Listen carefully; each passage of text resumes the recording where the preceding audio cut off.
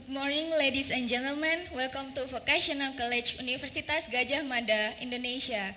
We proudly present the International Seminar on Wayang Fabel 2019, hosted by Department of Foreign Languages, Art and Culture Management, Vocational College Universitas Gadjah Mada, collaboration with Balai Budaya Minomartani. This event is sponsored by Kominfo, Puskat, BBM-FM, Gelaran.id, Shiva, Manohari, and Gilang, Persewaan, Tenda, dan alat peserta. Well, ladies and gentlemen, my name is Rico Orlando, and my partner. I'm Anissa Nondinia.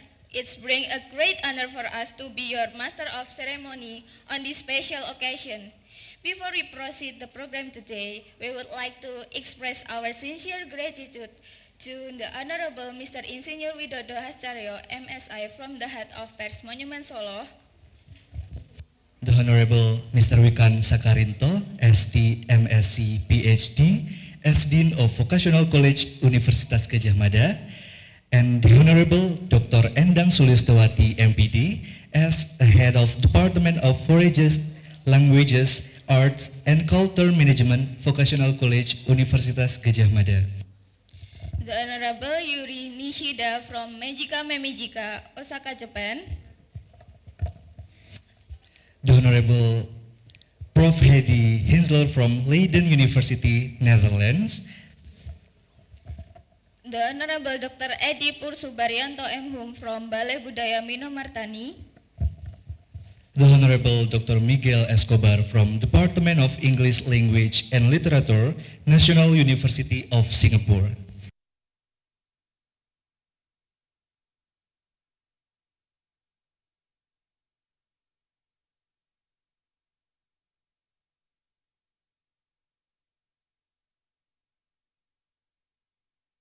Universitas Gadjah Mada. The second agenda is plenary session from the speakers Dr. Endang Sulistowati, MPD, Dr. Edi Pursubaryanto, M.Hum, Yuri Nishida, Professor Hedi Kinsler, and Dr. Miguel Escobar, that will be moderated by Dewi Cahya Ambarwati, SIP, MA. The next agenda is question and answer session and then the puppet demonstration. And the last agenda is closing. Ladies and gentlemen, would you please raise for the national anthem of Indonesia? Indonesia Raya.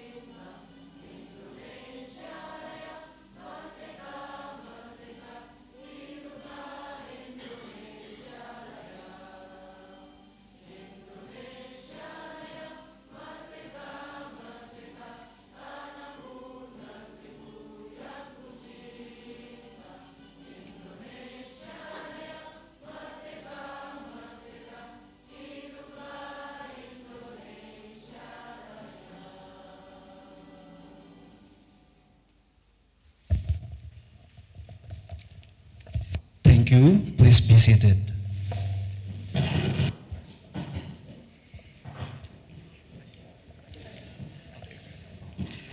Now, we are delighted to invite the Dean of Vocational College, Universitas Gadjah Mada, Mr. Wikan Sakarinto, ST, MSc, PhD, to give remarks.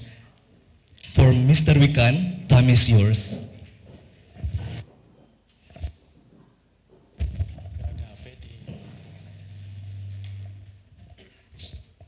Assalamualaikum warahmatullahi wabarakatuh. I guess should be in English. Okay. I thought I should be in Japanese. Honorable Pak Witoto, Kepala National Press Monument, Ibu Endang Sulistiawati, the Head of Department of Bahasa Seni dan Manajemen Budaya, Profesor Edi Pursubaryanto, yang saya hormati, Profesor Hedi Kinsler. Guten Morgen. Ibu Hedi ini orang Belanda. She is a Dutch, but she has been living in Bali since 1972, 3 years before I was born. So she speaks Balinese. Of course, you speak Dutch, perhaps a little German, English, and Indonesian, and even Japanese. So don't make any fool with her, because she knows Indonesia more than you long before you were born. Thank you very much. And I heard that Professor Hedi sang our national anthem very clear and very lovely. So please give applause to Professor Hedi. And she loves our culture, perhaps more than I do. So shame on me. Professor Miguel Escobar. You are indigenously Mexican, I suppose. I love your national football team. I hope your national football team can beat Argentina every time. Because I don't like Argentina football team. But my brothers love Argentina. Professor Yuri Nishida. Okay, yeah, almost professor. Yoroshiku onegaishimasu. She can speak Indonesian as well. So she loves our culture more than I do. She is from Osaka. And Osaka people are very popular because of they are friendly and like to smile. That is the most popular Japanese from Japan is people from Osaka. So no wonder she likes to smile with everybody. And and her smile is also very kawaii. And your smile as well also very kawaii. Ki Ananta Wicaksana. I mean, he didn't look, he didn't make me convinced that he is a very professional in, what is dalang in English? Puppeteers, yeah. And he lives in Osaka. Your wife is Japanese? Oh, she is your wife. She is Japanese. Bu Dewi, you should explain to me before that they are husband and wife. Sumimasen. Sumimasen.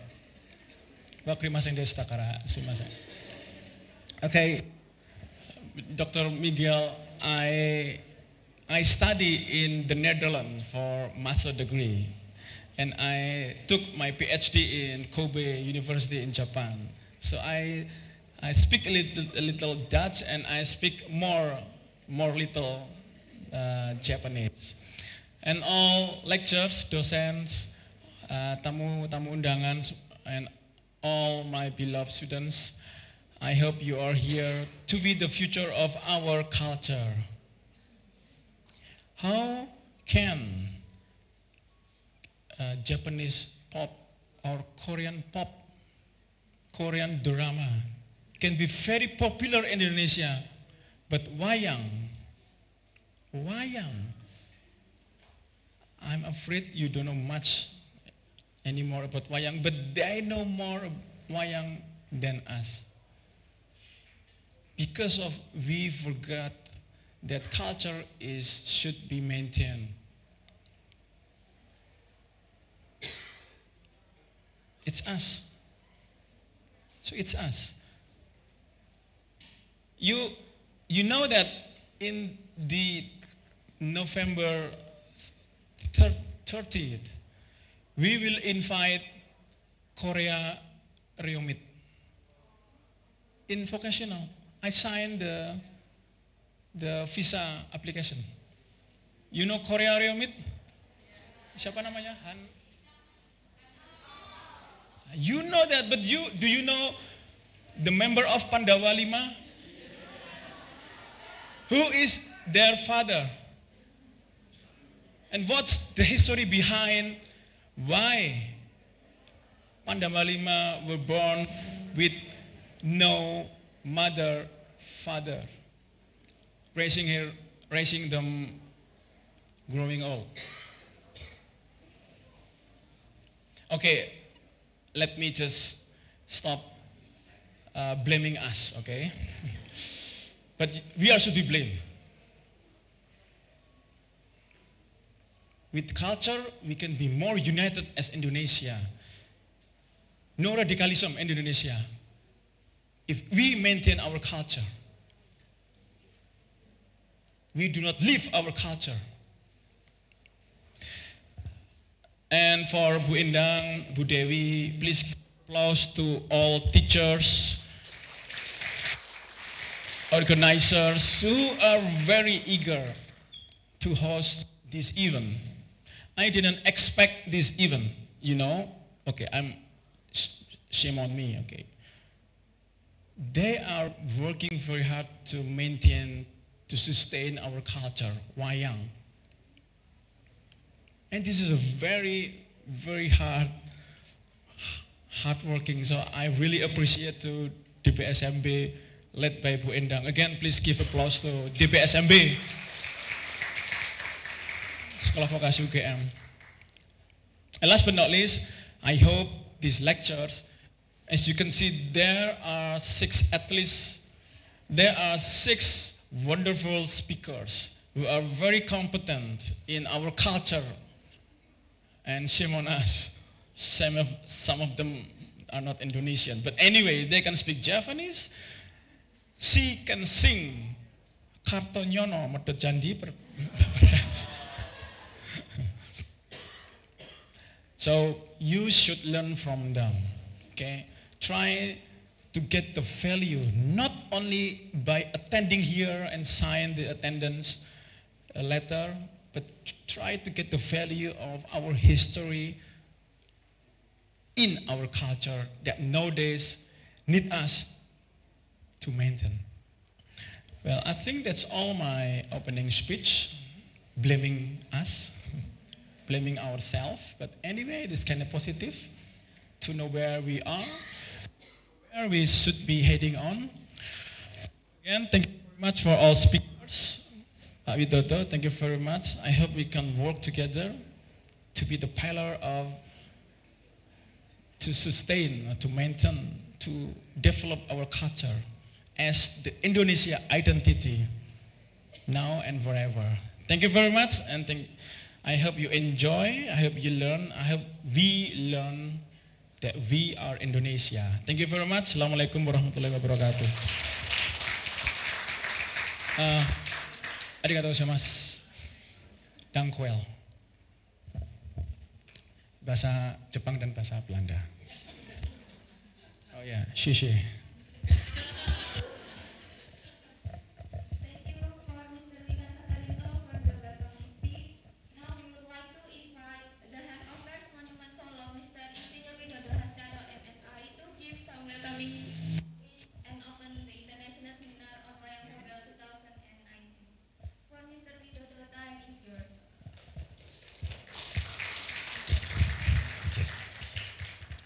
Bismillahirrahmanirrahim.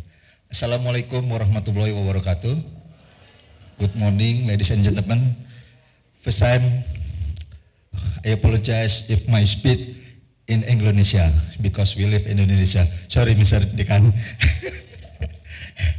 Terima kasih para narasumber, Bapak Dekan yang saya hormati, Ibu Endang, para ini dari Pak Ki Ananta, Ibu dari Jepang, dari Dutch, dari Belanda, dan semua para peserta seminar Mawayang 2019 yang kami hormati. Pertama-tama kita panjatkan puji syukur kepada Tuhan Yang Maha Esa bahwa pada pagi hari ini kita bisa berkumpul di auditorium Sekolah Vokasi di UGM untuk menghadiri dan mengikuti acara seminar Mawayang 2019. Seperti kita ketahui Bapak Ibu yang saya hormati bahwa wayang merupakan seni yang memadukan unsur gerak, gambar, dan suara semua menjadi satu. Dan wayang merupakan warisan budaya yang diakui oleh UNESCO. Seperti kita ketahui, wayang sudah diakui oleh UNESCO sebagai seni pertunjukan tradisional bangsa Indonesia. Oleh sebab itu, seni pertunjukan wayang itu harus terus dilestarikan sampai seperti yang tadi Pak Dekan sampaikan untuk bisa bekerja sama lagi ke depannya. Karena pesan-pesan pemerintah itu baik maupun pesan dalam kebijakan maupun pesan dalam keberhasilan pembangunan pemerintah yang tepat adalah melalui wayang. Bahwa Kementerian Komunikasi dan Informatika dari 2008 sudah melakukan kegiatan sosialisasi dalam bentuk pertunjukan rakyat. Jadi bukan hanya sebatas seminar seperti ini bahwa kebijakan pemerintah adalah ABCDE, tapi juga melalui pertunjukan wayang dengan dalang yang memang biasa kita lakukan. Jadi bukan hal yang pertama kali Kementerian Kominfo melakukan hal seperti itu, tapi dari 2008, dan kegiatan ini diaplikasikan oleh kementerian-kementerian dan lembaga lain seperti BNPB, semua mengikuti kegiatan yang dilakukan oleh Kominfo, karena tujuan Kominfo adalah melestarikan kebudayaan bangsa Indonesia khususnya wayang. Jadi apa yang dilakukan Kominfo ini merupakan bagian daripada penyampaian pesan informasi, penyampaian keberhasilan pembangunan, apa yang menjadi keberhasilan semua disampaikan dalam bentuk wayang. Oleh sebab itu, walaupun dunia teknologi begitu pesat, tetapi penyampaian informasi yang masih melekat kepada masyarakat, khususnya di daerah-daerah, itu adalah pertunjukan wayang. Jadi kadang saya kegiatan wayangan, khususnya dengan Komisi 1, Pak Ibu Bu Endang, itu di pegunungan, di Bandungan, mungkin di daerah Gunung Pati, mungkin ada di Sleman sini yang masuk sawah. Tapi kita menyampaikan pesan keberhasilan pembangunan itu melalui pertunjukan wayang, sehingga pesan-pesan yang tersampaikan itu benar-benar sampai ke masyarakat. Oleh sebab itu, semoga kegiatan ini menjadi terus, dan seperti Pak Dekan sampaikan bahwa kita bisa bekerja sama ke depannya dengan Kementerian Kominfo khususnya dan UGM, karena kegiatan ini merupakan kegiatan yang membangun untuk ke depan dunia perwayangan, bahwa wayang kalau bisa diakui oleh UNESCO, diakui oleh dunia, kita bisa lihat para narasumbernya adalah dari penjuru dunia. Nah, itulah ketika wayang diakui oleh UNESCO sebagai suatu pertunjukan tradisional. Demikian yang dapat kami sampaikan. Semoga kegiatan ini dapat bermanfaat bagi kita semua. Wabillahi taufiq wal hidayah. Assalamualaikum warahmatullahi wabarakatuh.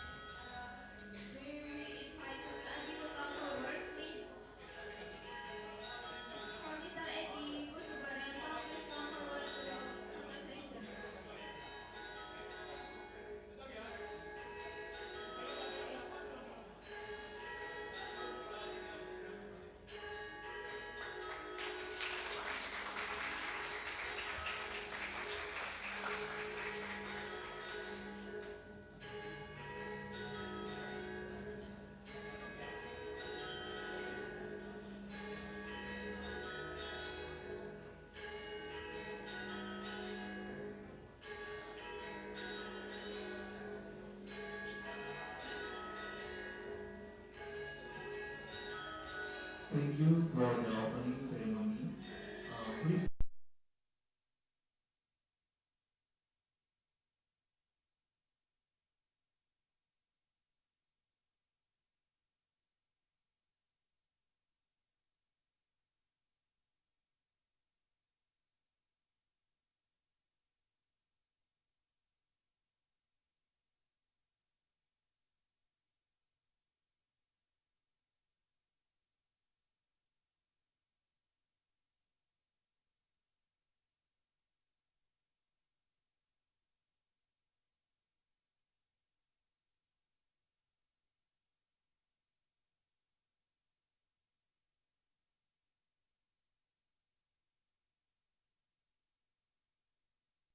And Mbak Chako, and Ibu Kaprodi Bahasa Inggris, Ibu Erlin, and Ibu Kaprodi Bahasa Jepang, Ibu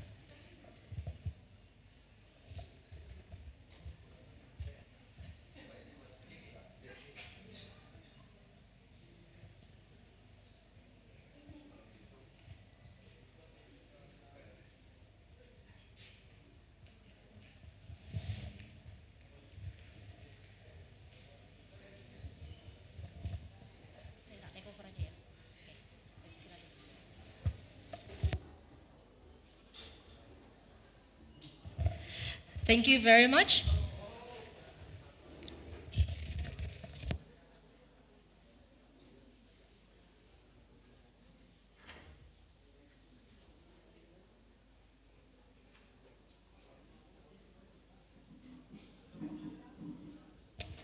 So without further ado, I would like to invite Dr. Endang to give the talk, to give the presentations on Wayang at the Learning Media. And she's going to share her knowledge on developing and improving creativity and self-confidence using puppets. Dr. Endang, time.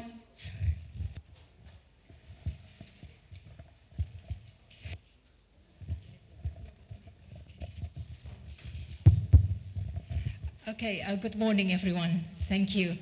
I'm here to share just a little bit about how to use puppets in teaching. I'm not a puppeteer, I do not play puppets, but then I sometimes use puppets when I'm teaching, especially my sons. So I have 3 sons at home, so I'm educating them by the means of the puppets sometimes. We often play games because sometimes children, as we know, we have some teachers here also, sometimes it's not easy to teach them to learn something. When my first son, he was this big, I asked them to learn about ABC, how to read sometimes, and how to write, and he simply said, no, I don't want that, and he kept playing with something else. So the way I encourage them to study how to read and to write is through the games. I got him to play with me. That is the treasure hunt. I provide some clue in a piece of paper. I wrote down some clue. Go to the front room, try to find a piece of paper under the bed. So he was reading that and he rushed. I've got the first clue, and he tried to get the second clue. And that way, he learned how to read. Then I know that he can read that. It's just that he did not want to study how to learn it. And at other times, he would like to imitate. Now, Ma, it's my time to give you some clues that I will lead you a certain treasure that you have to find. Then he wrote something in some pieces of paper. He put it in some different places, and he led me to find the clue. And that way, I know that he can write. Sometimes some words are missing, which is okay.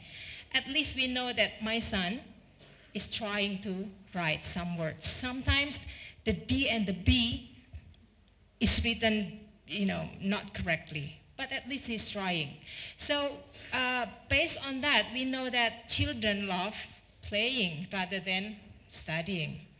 At other times, I got him to eat something, and he said, I don't want to eat. And we ended up usually in big quarrels. You have to eat. And he said, I don't want to eat. And he sometimes cried when I encouraged him, forced him to eat something. That way, then I changed my mind. We have to play a game. Ignore the meal. And he was so happy because we are going to play a game. Then what kind of game that we play at that time? I wrote something at his back, and I asked him to guess what I was writing, and he can feel it. I write like, and guess, it's 1. Yay! Then you get a reward from me because you can guess correctly. What is that? You can get 1 spoonful of rice, then you eat it. And he was so happy, yay! And he took 1 spoonful and he chewed it. And then the next one is it's more difficult for you. I hope you can do it. Now 2 words, 2 letters.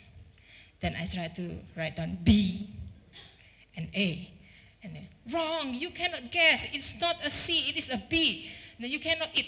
I cannot eat, no. And he was willing very much to eat because of the game. Finally, because the game continues, because I noticed in the plate there are still many food to eat, then I try to increase the level of difficulties. Now it's not letters, not words, that you have to guess the Chinese character because he is learning Chinese. Then I try to write Chinese character, very simple. He can try to guess what it is at this back. Is it run? And I say, yes, you're right. Then you can get the reward again. Until finally it continues and he ended up finishing all the meal. And I say, yeah, congratulations. Based on that, and I often had my reflection at night, how to educate children and also students. Then I was thinking that puppets is also a very good media to teach at least 2 things, to have the creativity and self-confidence. How is it possible? Sometimes, this is very good, but sometimes we can encourage the students to have their own drawing, cutting, okay?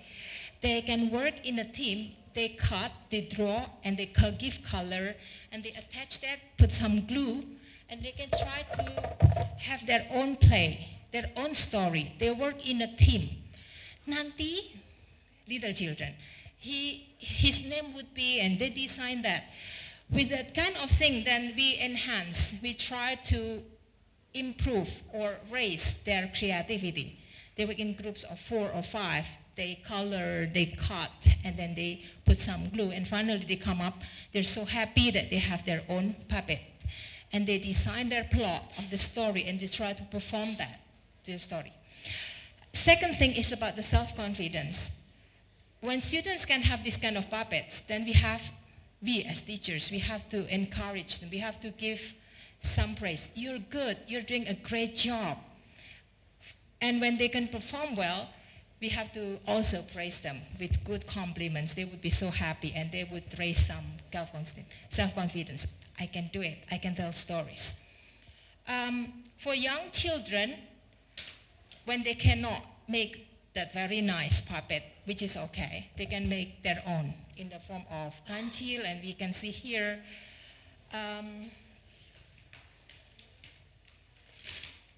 it's very nice. Children would love it. Try to move the hands and walk. They can also make up voices. small, soft, very loud, depending on the character they're going to perform. How these puppets can be used for young children. Before the bedtime, I usually tell my children again, because they sometimes, my second son is very shy and quiet. When we eat in a restaurant, I try to get him, try to get some spoon. Get the waiter to get you one spoon and say, no, Mama Ja, no, no. So how we develop the self-confidence in that kind of son? Every the bedtime, then I read him stories. And he liked to listening very attentively. Sometimes we can use puppet also for the stories. Several times, sometimes I repeat 2 times, 3 times. He was so happy until the 4th or 5th night, then I got him to retell the story. Gantian, now it's your turn. You tell mommy stories. The same story that I told him previous days. And he retold the story several times, even though some mistake can happen, but that's okay. Then we have to encourage. Good, you can tell the story very fluently, nice job, and he can really imitate. Sometimes we tell the story like Snow White. Eat the apple. And I say, no, that's poisonous. At least he's trying the word. So the great thing is that he tried to communicate, to articulate with good pronunciation. By the way, the story that I'm telling my son is in English. I'm trying to get the children to be able to pronounce and to speak English fluently. So he was trying to say, sometimes mispronunciation is okay. Then I give a big applause. Great, great job, good. And he was so happy. So to me, puppet is very beneficial to develop and to encourage the students to gain more creativity, because they can develop with their own stories, they can create, they discuss with friends. That way, the shy students can also learn from the students who likes to communicate or who can communicate better. They can plot the stories themselves, or they can retell the stories that is very famous, and they can create their own puppets, draw, cut. They try to have a good teamwork. And finally, when they get some appraisal from the teachers, some encouragement, you're doing a good job, then the self-confidence would be, improve very much. I think that's all. Thank you for this session. Thank you very much.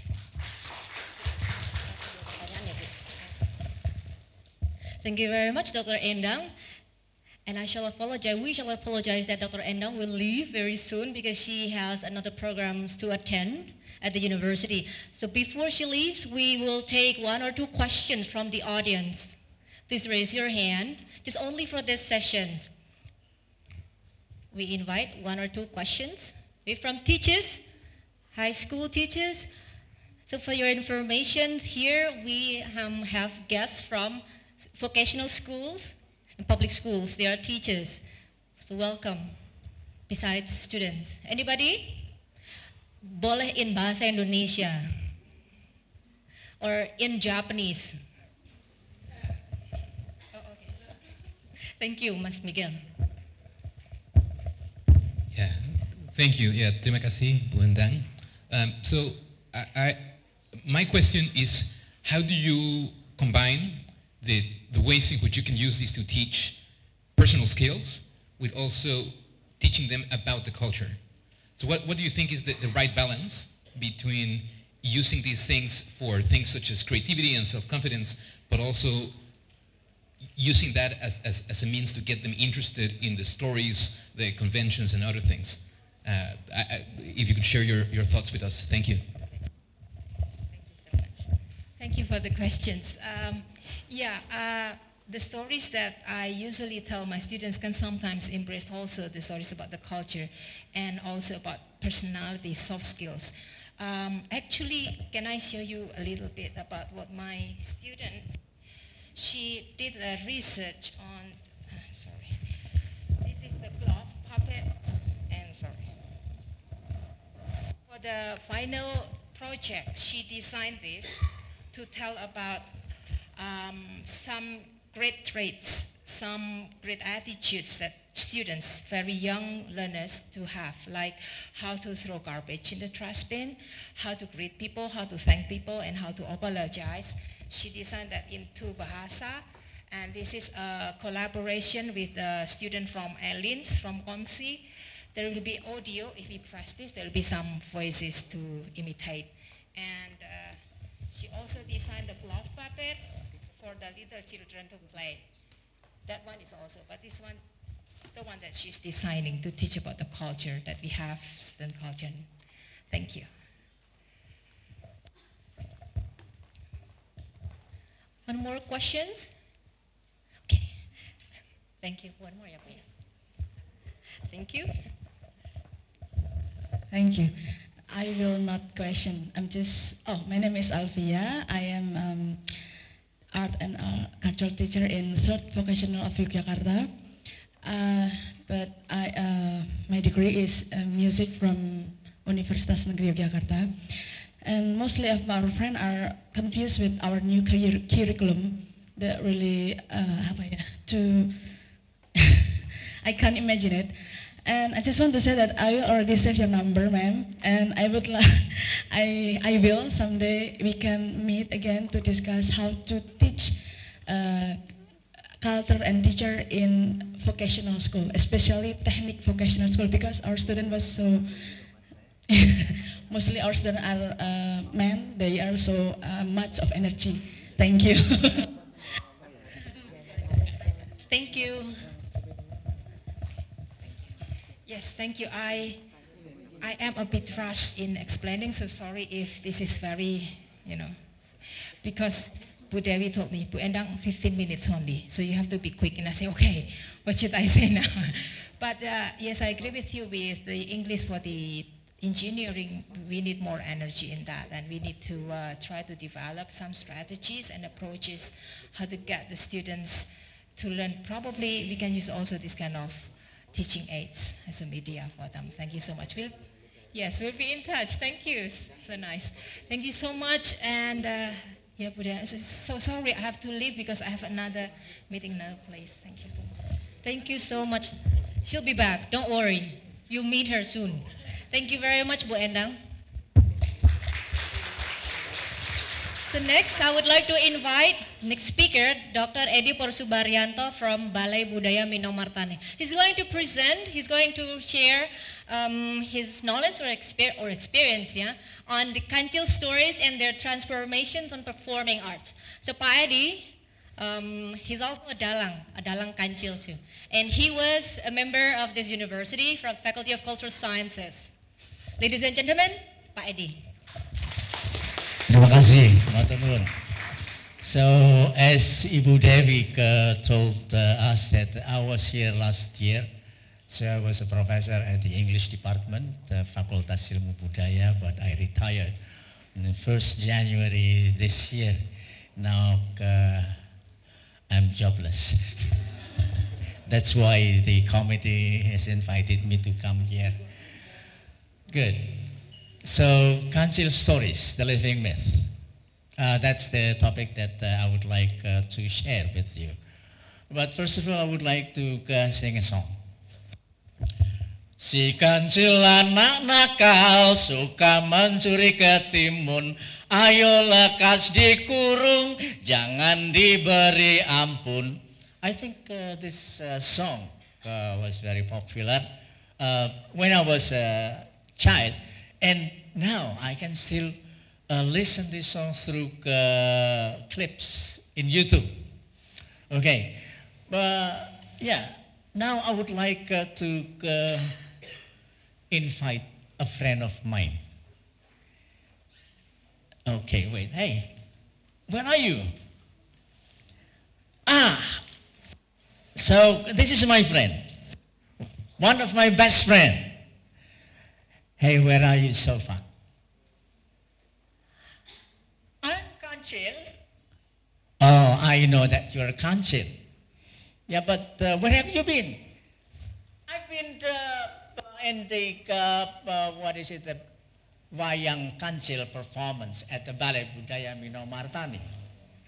Is it right? Yeah. I was there yesterday, and today I'm also going to watch a Wayang Kancil at the Balai Budaya. Oh, yeah. So I will join you. And I have lots of friends here. Oh, look at this. This is my friend, my best friend, Dr. Miguel Escobar. So he was doing research on Wayang Kancil a few years ago. Okay, he speaks Bahasa Jawa. Okay, very well. And he's also a Dalang. Okay. So I forgot. Who are you? My name is Eddie. So sometimes I go along with you in a performance. Yeah. So Kancil is my friend, and in Indonesia we know what is called Dongeng Kancil. So Dongeng Kancil is very popular, but it's also very controversial for Indonesian audience. When I was singing Si Kancil Anak Nakal, Suka Mencuri Ketimun, then people usually stop there. They don't sing the rest. That's why the stigma is that if you think about Kancil, you think that he likes cheating. He's a trickster. Okay. Now, Mas, could you please, next please. So we know this, Bapak Widodo has mentioned about Wayang Indonesia as intangible heritage and so on. I think you are familiar with that. Next please. Next please.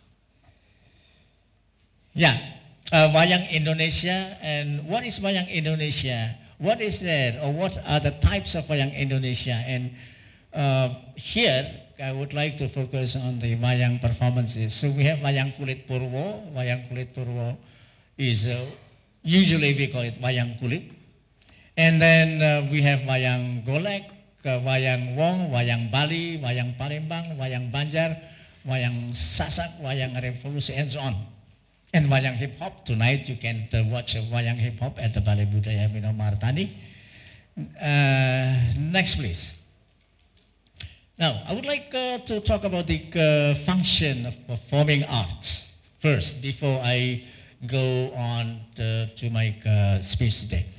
So, according to Sudarsono, then the function of performing arts, we have two, primary function and the secondary function. Primary function means it depends on who are the spectators. For example, primary function, we have ritual purpose. The spectators are the invisible, such as the gods, goddesses, and or ancestral spirits. So in Bali, you can see a puppet show, but no audience.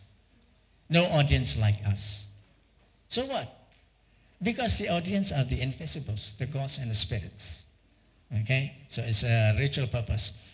So also here, for primary function, then performing art can be for personal entertainment and also aesthetic presentation.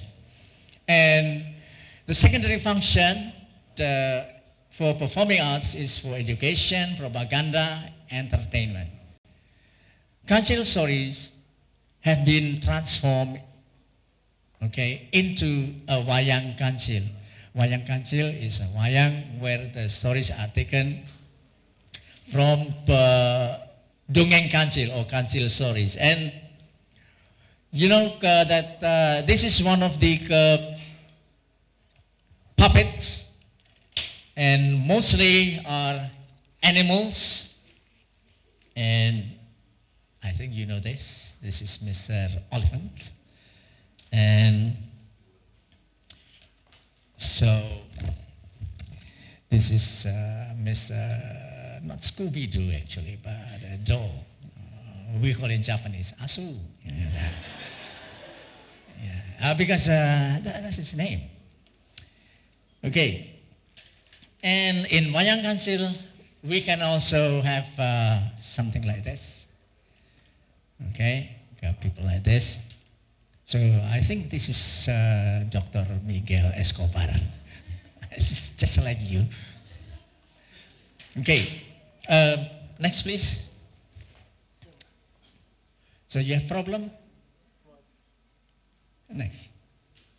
Oh, mati. Okay, good. And also in the Wayang Council, we have this kind of puppet. This puppet was created by Kilajar Subroto. He was Nanang's father. Okay. Then, why I said that council stories are the living myth, because now the council stories are still living in as one form of Indonesian culture. What is interesting here, as I mentioned previously, that the council has been a character who is very controversial. Some people say to me, why you are performing wayang where the main character likes cheating. Si kancil anak nakal, penipu, suka mencuri ketimun. He likes to steal cucumbers. This is not good for children. Okay. This is one of the comments that I always receive until today. Until today. And that's why the Wayang Council puppeteers, they try to modify, to compromise the stories. Kilajar Subroto, the late Kilajar Subroto, okay, he has changed a little bit about the role of Council. Council is not a cheater, but then he changed into Council is a hero. Oh, you cannot find the file. Okay, let me. Sorry about this inconvenience. Okay, kembali ke anu aja mas, depan. Ini, ini. Bukan langsung aja. Ini loh, ini Mawayang ini ya. I'm sorry about this inconvenience. Sudah? Yeah. So, Council is a controversial character. Yeah, next please. Next please. That's why, as I told you, Kilajar Subroto has changed the role of Council. He then made Council as a hero. Then I myself, as a puppeteer of Wayang Council, then try to also reposition the character of Council.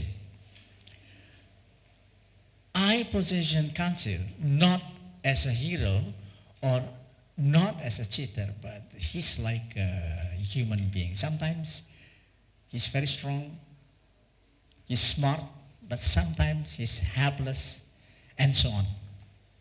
Okay, that's why the next please, Mas. Next. Okay.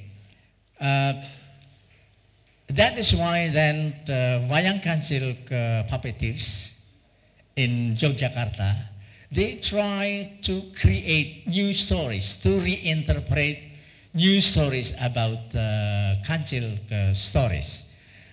Okay, I think Ibu Dewi has given me a signal that I have to stop there. So later we can, you can give me questions.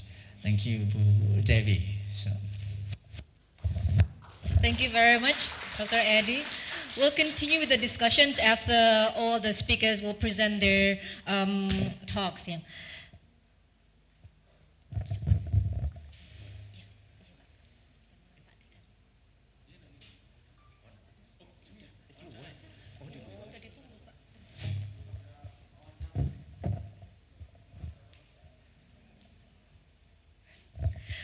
All right, so next I would like to invite Professor Hedy Kinsler to share her thoughts on wayang and puppets. Perhaps, I was wondering, are there any European fables? European fables, or fables in Europe?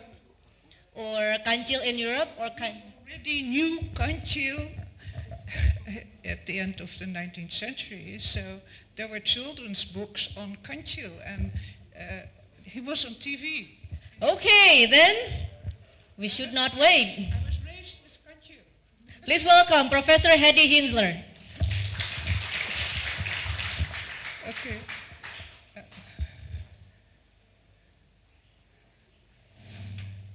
Or can I do it myself? Yeah, one books. Okay. Number one. Top. Oh. Yeah.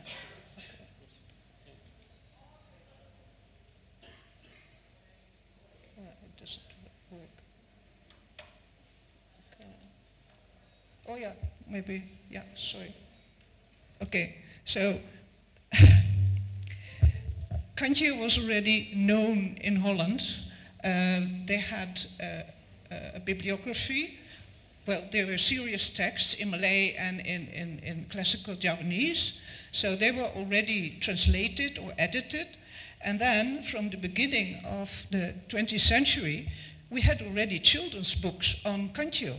So that they thought it was a good medium to tell about not a human being, but about an animal and his adventures or his behavior. So you could use it as an example for behavior of children. What is okay, what is not okay, how to be a little bit nakal, because that was also allowed. So that was 1909, and also stories, okay. Stories for children, next one.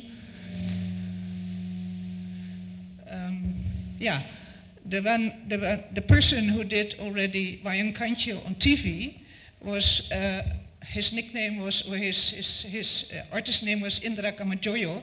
His mother was Javanese and his father was Dutch, and he also got dance lessons in Java. So he made a figure like this. So you saw the shadow on TV, and he did stories several times a week. So I was allowed to, my parents didn't have TV, so I watched in the house of friends. So that everybody knew Indra Kamajoyo, yeah, kancil. So, next. Yeah, there's even a restaurant in Holland. It is called Kancil and the Tiger. So they don't serve deer, so don't be afraid that you will eat kancil. Next, number 2.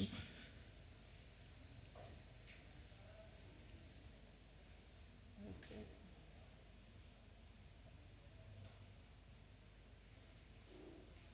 No, it's a bit slow. Can you do the next one?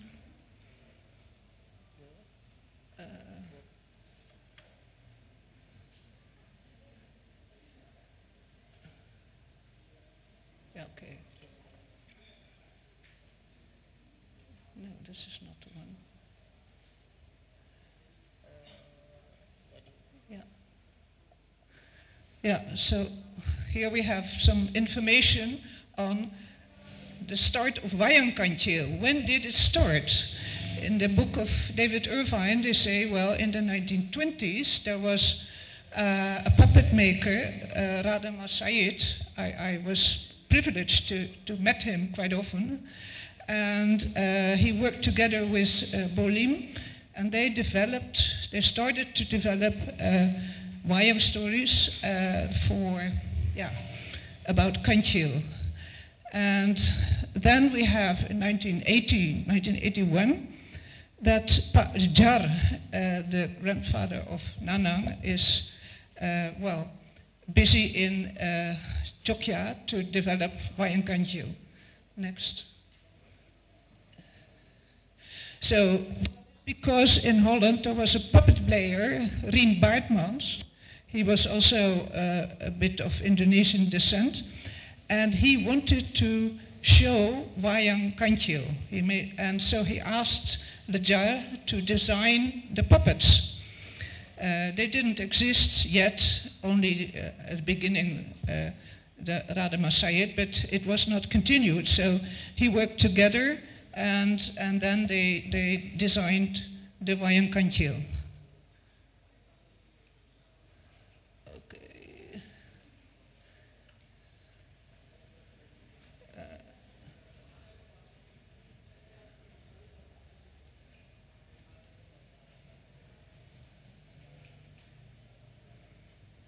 Is it so slow?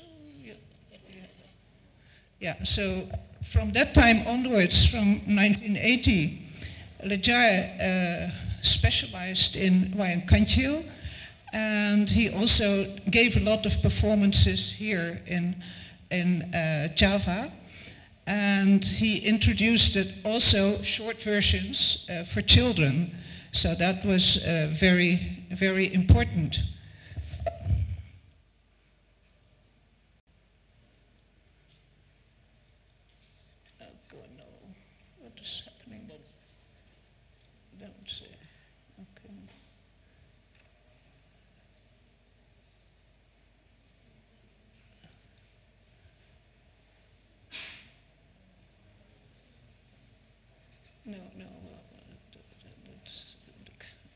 I'm so sorry, because I'm not used to, yeah. No, later.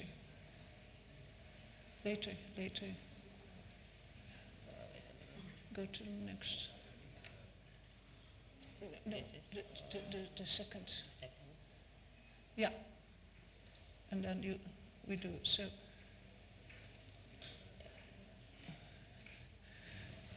This was the first design for Rien, very small and not yet perfect, so they improved it, a better version, and then a larger version, because one leg was movable, and then there was another one, 2 legs movable, and this was more the latest. Here you see how it works, and this is also a version of 2011, and here you see the stock, because he had a tail. Sometimes it was up and sometimes it was down.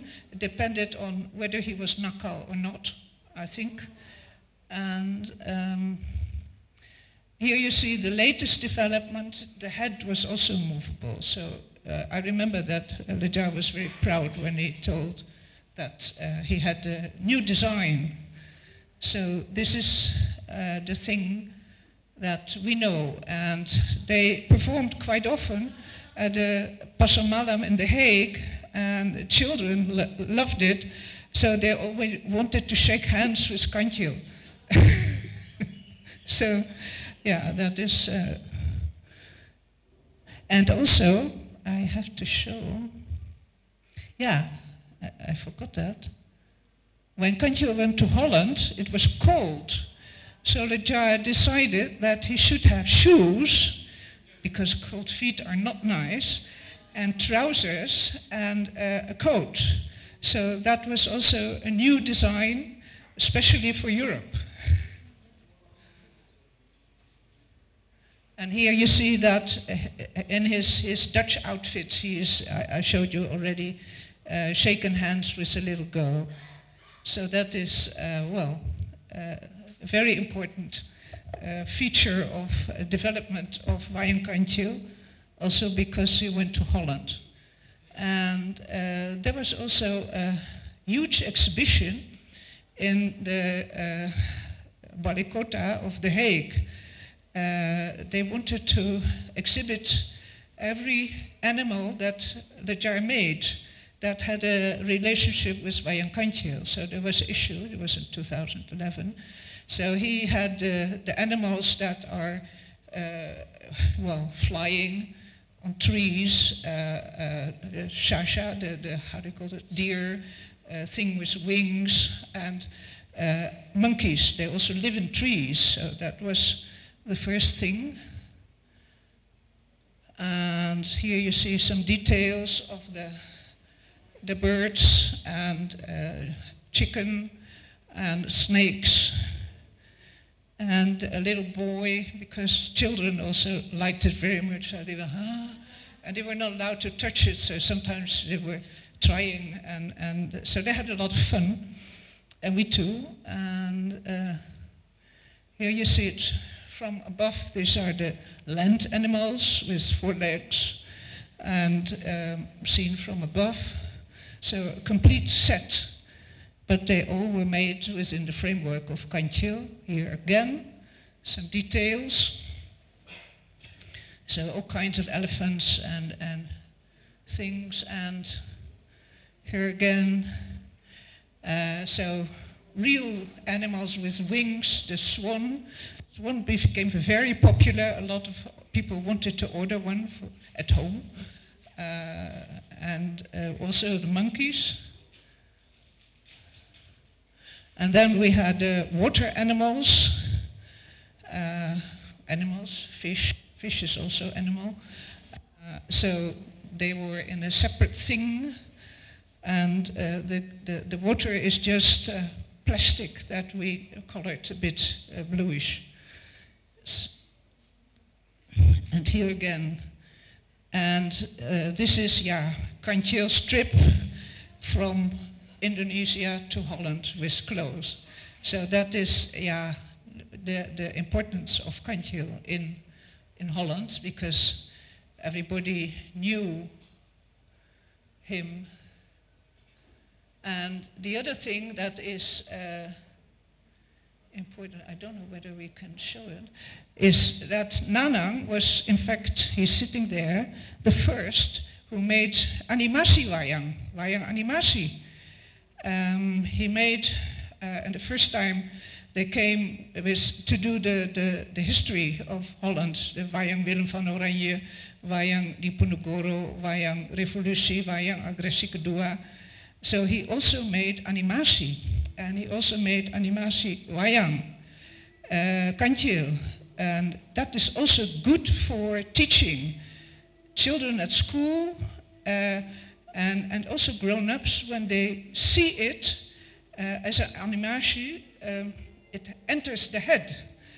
And I remember also that a rather old man told me when he for the first time saw the animasi of the history of Willem of Orange, that he said, now I finally understand the story. So I think for anywhere, for educational purposes, wayang animasi is very, very good. And Nanang is the person who was the first one to introduce that. So you see how he started. I should have asked Nanang whether it was permitted to show this. But later you get the animals. This is first to, here you can see all the animals. And then you get also, you are acquainted with, Kancil. Maybe we have to stop. Yeah. And of course, there is a story attached to it, how these wicked giants, demons, are vanquished by Kancil, because then they fall down. So that is another important aspect of wayang.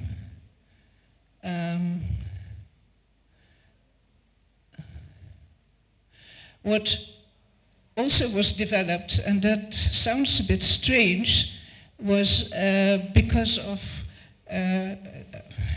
the dalang. A lot of people in Holland, they have Dutch Indies roots, so they wanted to stress their roots. So that is how Wayang Wajah started to exist.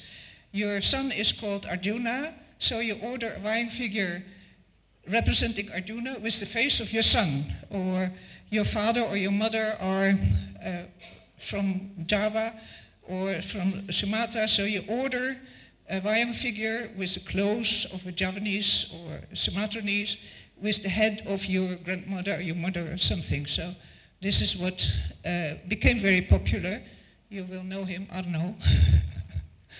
And here you have other people, a couple, and other people of Dutch Indies descent.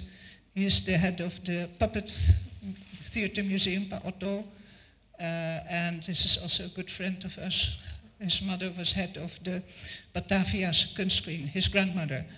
And so we had a lot of people. This is, his son is called Arjuna, and he is an antique dealer, the father. So we have a lot of people made by Lejar, Wayang Wajah. So that is another thing that became very famous. And then the last one is for his Dutch clients, or the Dutch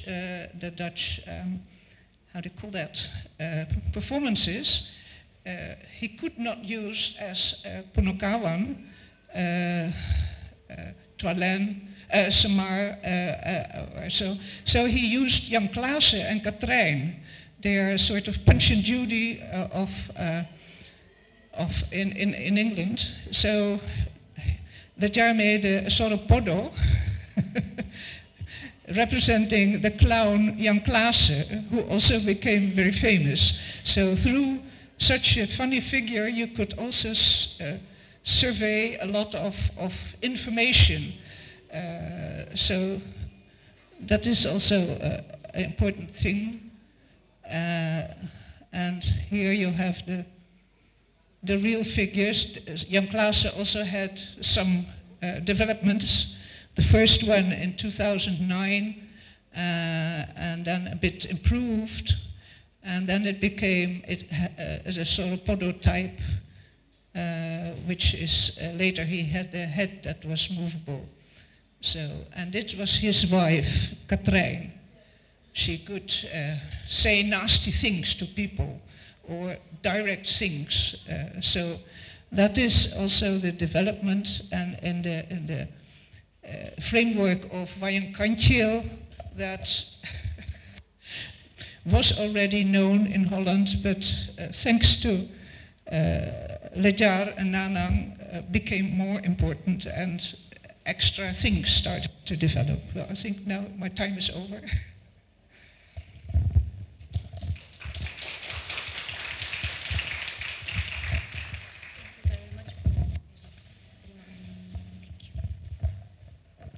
Thank you very much, Ibu Hedi Kinsler.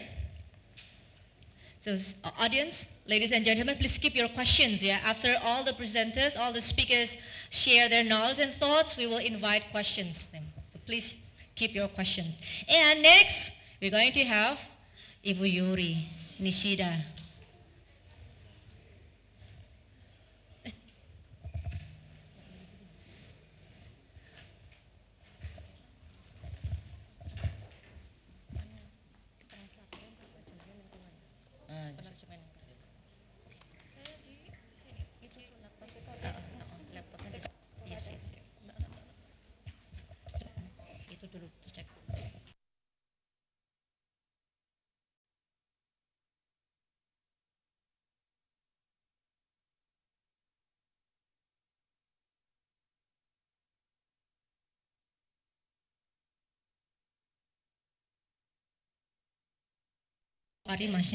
I don't really speak Japanese, but it says Nihon deno wayang performance no oyo to tenkai. Is it correct? Oh, okay. Okay. We will be having one translator. So the presentation will be delivered in Japanese, but don't worry. No worries. You still can understand what they're be delivering. We invited Ibu Luffy to translate the presentation. Yuri-san.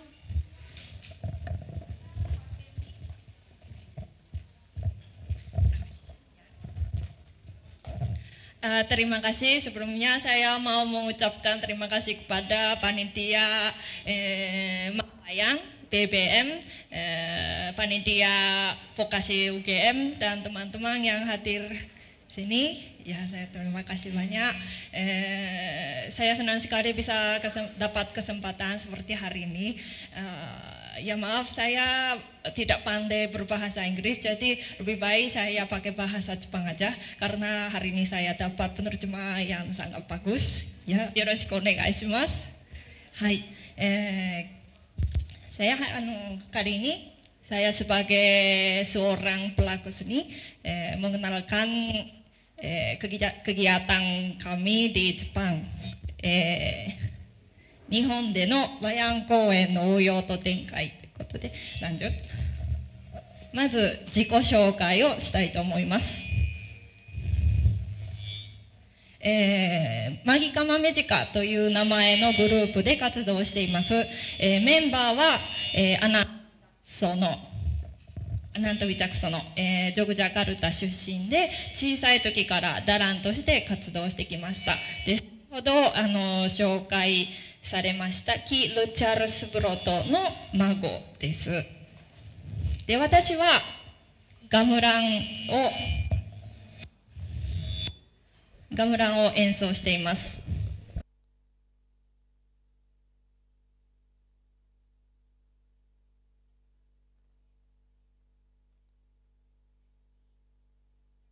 ジョグジャカルタで、カラビタンを専攻していました。はい。いや。で、マギカマメジカ。ガムラン。私は、ガムランを演奏しています。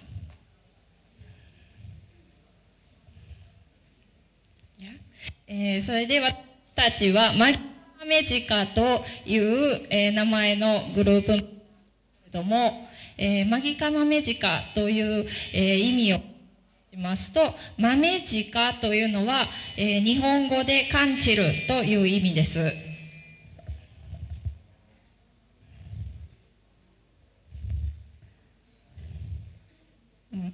マメジカというのはカンチルという意味で、キ・ルチャルスブロトが、新しい伝統をもとに新しい作品を作っていったということを、そのスピリットを受け継いでいくということで、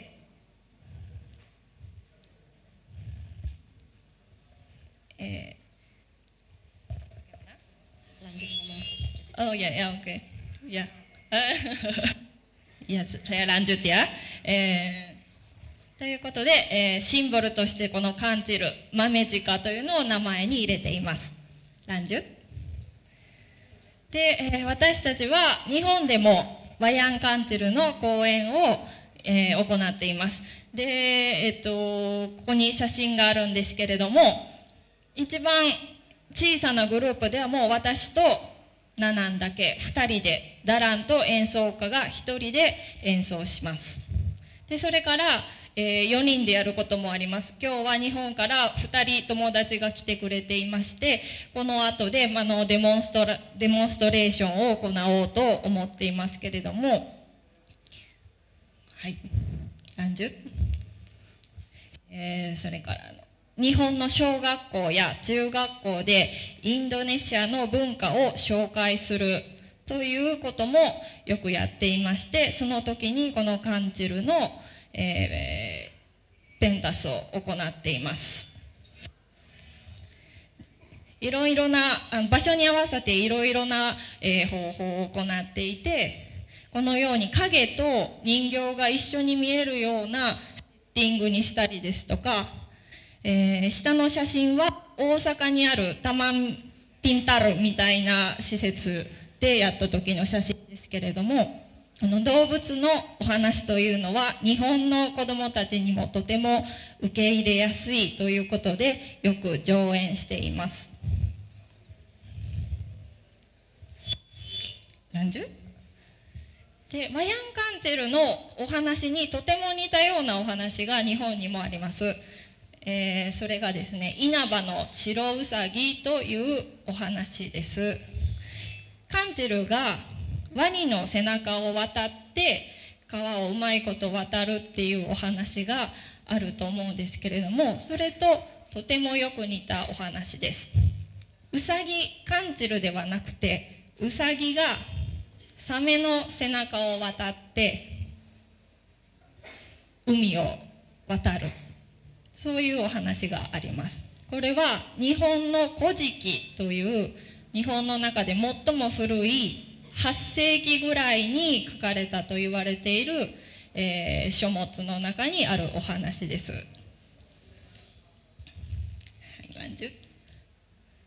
で、私たちの他の活動なんですけれども、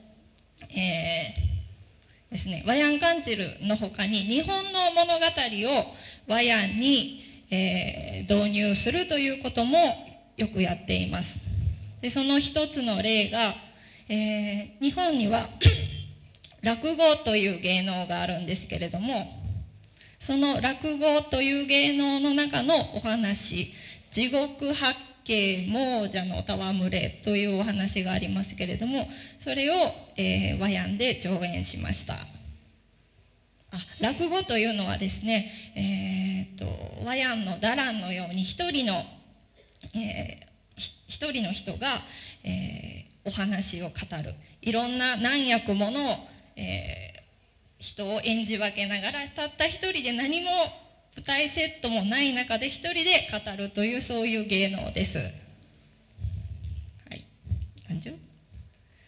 このように、伝統的なワヤンとは違ういろいろな方法を試していて、はい、でこのお話は、一人の路上ミュージシャンがうっかり死んでしまって地獄に行ってしまいます。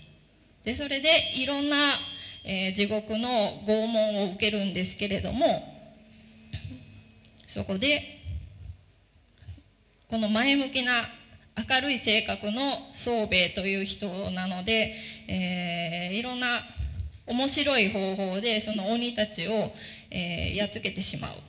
それで鬼たちももう面倒くさくなって、こんな人はもう地獄から出て行ってほしいというふうになって生き返るという、とても面白いお話です。はい。でそうですね、地獄の鬼とか妖怪とかがたくさん出てきますので、そのファンタジーの世界がこのワヤンにとってもよく合っているんではないかなということで、日本の人形劇フェスティバルなので上演しました。で次に紹介したいのがもう少しクリエイティブな、もう少し大きな規模の、作品です。でこちらは影の色彩ワヤンプロジェクト、Shadow and Color of ワヤンプロジェクトという名前のプロジェクトで活動していますけれども、このコンセプトはワヤンのルーツを探求しながら、もう少し現代アートの中でワヤンの新しい作品を作っていけないかということをコンセプトに活動しています。で、日本の三河岩井さんという、美術家の人と、コラボレーションして作品を作っています。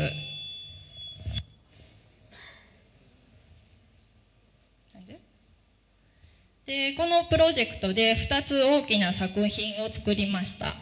一つが夜叉ヶ池という日本の泉鏡花、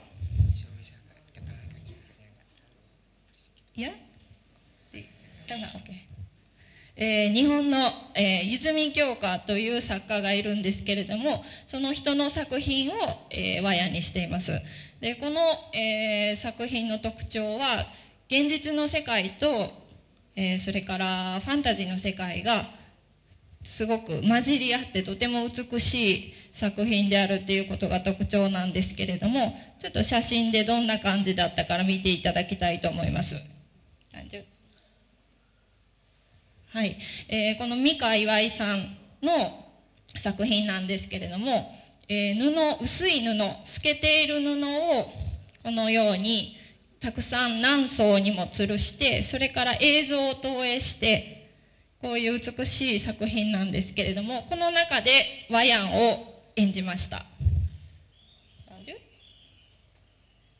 はい、これすごく広い場所なんですけれども、薄い布がこういうふうに、多層に広がっていて、非常にきれいな作品です。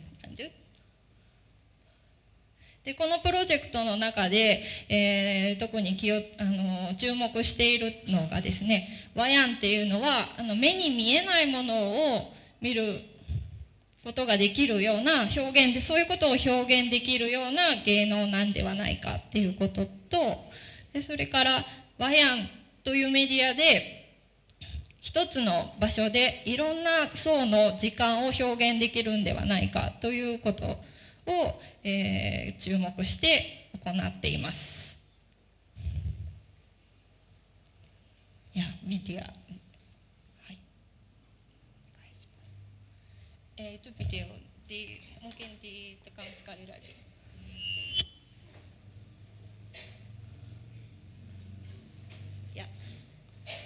少し映像があるので見ていただきたいと思います。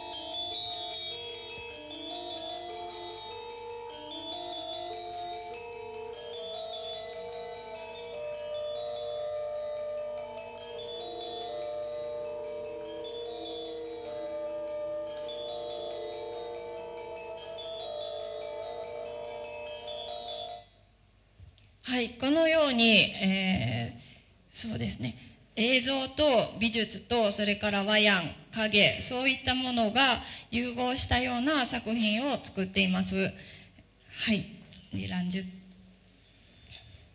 でもう一つ大きな作品を作ったんですけれども、これは日本の能という芸能の、お話を題材にしました。アマという作品です。能というのはもう日本で14世紀ぐらいにはもう成立していたと言われる、芸能で、音楽劇ですね。はい、でその中で無限能と呼ばれる、ジャンルがありまして、無限、これは民費、夢という意味なんですけれども、この無限能の構造というのはですね、幽霊が主人公です。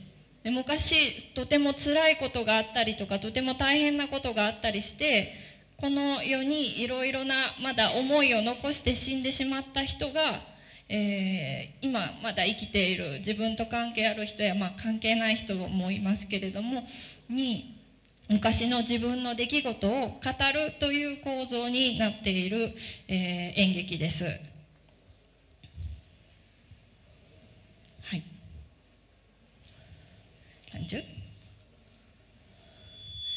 で、それを、和やんで美術と映像と、それから役者さんにも入ってもらって、そういったもの、いろいろなものが融合した作品を作りました。でその時に、注目しましたのが、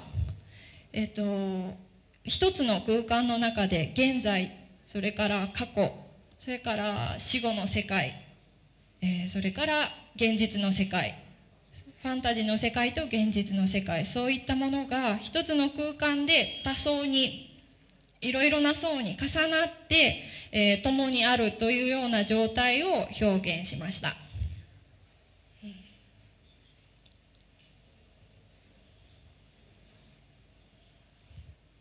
はい。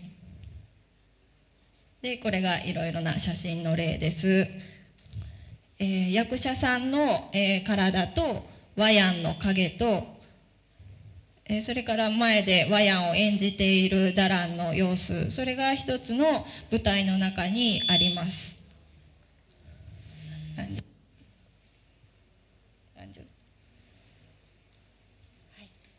で、このような作品を作りました。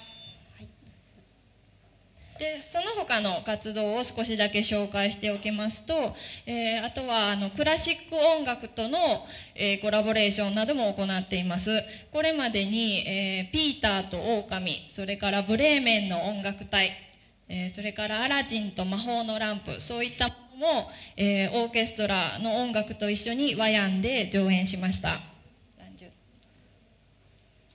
はい、この時はすごく大きなスクリーンを作りまして、オーケストラの後ろに配置して、プロジェクターを光源として上演しました。は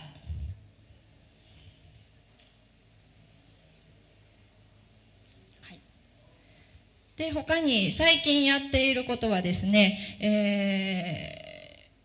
デジタルミュージック、ノイズとかノイズミュージック、皆さん聞いたことありますかね。そういった音楽と、あとは、ビデオアートの、アーティストと一緒に作品を作ることもやっています。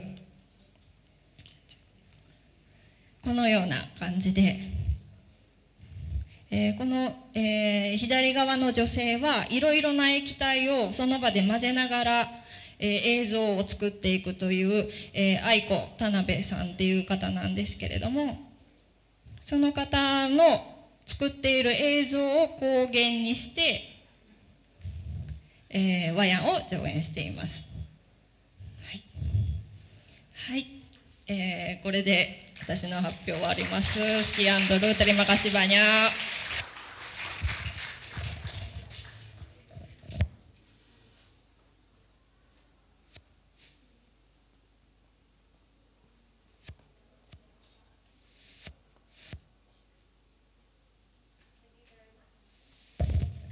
Thank you very much, Yuri-san. Last but not least, I would like to invite Dr. Miguel Escobar Varela. He's going to share his thoughts on archiving wayang through digital media.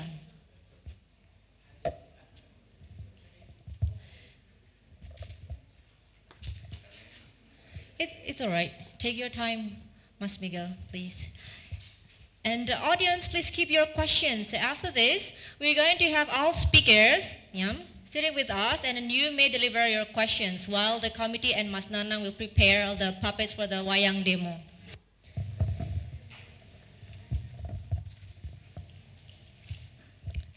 And the audience, the wayang festival, the wayang performances will be held in the Balai Budaya Minomartani. It will be begun at 1 o'clock, yeah, Pak Edi, 1 o'clock or 2 o'clock? 1 o'clock. 1 o'clock. And there will be 4 to 5 performances in the afternoon, and then 4 performances in the evening. It's live streamed. The seminar is also live streamed. And for the wayang performances, there will be spontaneous translations, and the translations are available in Bahasa Indonesia, English, and Arabic. So please come to Balai Budaya Minomartani and celebrate wayang with us. Yeah.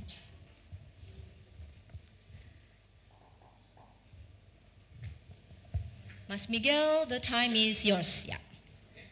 Okay, siap.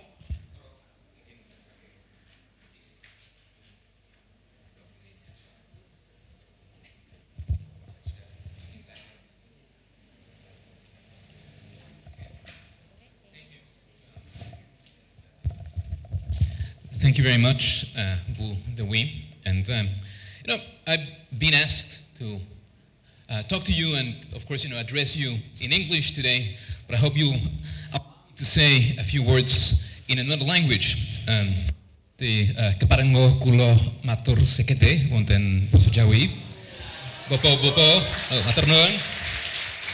Nggih, bapak-bapak, ibu-ibu lan sedherek-sedherek sedaya ingkang sampun rawuh wonten mriki, para tamu undangan ingkang kula hormati, para narasumber nggih, Bu Hedi, Bu Dewi, Pak Ki lan teman-teman lain. Jadi nggih kula remen saestu saged rawuh wonten mriki, saged sowan wonten mriki. Kalau sakit selama demikian mangkayu bagio hari wayang jagat. Wah, terima kasih, maaf ini sedikit. Jadi saya pasti akan menggunakan bahasa Inggris, tapi saya hanya ingin bercerita sedikit tentang jadi saya sudah sejak lama sering ke UGM. Jadi saya pernah kuliah di sini, saya pernah belajar bahasa Indonesia dan bahasa Jawa di UGM, dan ada tokoh mentor saya Pak Edi, ada juga Bu Dewi yang sudah jadi teman lama. Jadi saya sering bawa mahasiswa saya ke sini, dan mahasiswa dari UGM sering ke Singapura juga. Jadi ini adalah sebuah proyek pertukaran budaya, dan pasti kalau kalian ketemu dengan orang asing, pasti kalian semua mau belajar bahasa Inggris. Tapi kalau saya sendiri mau belajar bahasa Jawa, belajar bahasa Indonesia. So I think we can settle in a little exchange. So sometimes, I wish that you would also, we can code switch and sometimes speak in Indonesian, sometimes speak in English. What I'd like to do today is to share with you a little bit about my work. Mungkin terlalu keras suaranya. So I want to tell you something about the kind of work that I do. Unlike Paedi and Ki Nanang Kancil and Bu Yuri, I'm not really an artist. My role is more as an academic. I'm a researcher, and what I am trying to do is to document wayang kulit performances. And I'm specifically interested in contemporary adaptations of wayang kulit. So sometimes people ask me, is wayang losing its essence? What will happen? Are we destroying the form? And as an academic, I try to not impose my view on this. That's very hard to do. And I think that you always end up imposing your own opinion. But I try to not think about what I think, to not tell people what I think Wayang should be, but I'm interested in learning from the artists that are working today. And as we saw, not only here, but also in Japan, in the Netherlands and elsewhere, people are doing contemporary versions of Wayang. And I think that sometimes it's not wholly captured. Sometimes there are things that are, people are doing and we don't necessarily know about that. It's a lot easier to know about classical Wayang, to learn about classical Wayang, than to learn about contemporary Wayang. So part of what I've been trying to do with my work is to document all these really creative adaptations. So, can I please control it? Thank you. Yes, terima kasih. The thing is that I want to show you, a couple of websites, and it's really much easier if I do this myself. So just let me figure out how to put the mic here, and okay. So I hope you'll hear me, otherwise I'm loud enough to show you a couple of things. So I want to show you some of the projects that I do. So there's one called the Contemporary Wayang Archive, and by the way, all of these things are freely available online. And what you see here is a range of performances that are quite contemporary and that we've been trying to collect over the past few years. So there's of course an Indonesian version, so let me switch to that one here. And you see a range of performances with full videos. So since we're speaking about Wayang Kancil, let me show you this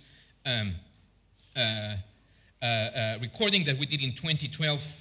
And, of course, that was with, Swargi Ki Lejar Subroto, who's also like an incredibly influential figure to a lot of us in this audience. So, of course, incredibly close to BBM, to Paedi, to Kinanang, to Professor Kinsler also. And here, what you see is that we've got these recordings.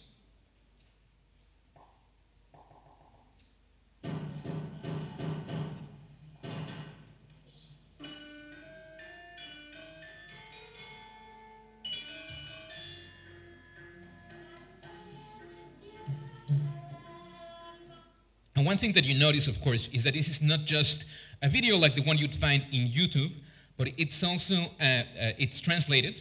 So we have a variety of information about the performance, also some description of, about where the performance was recorded. It was at BBM.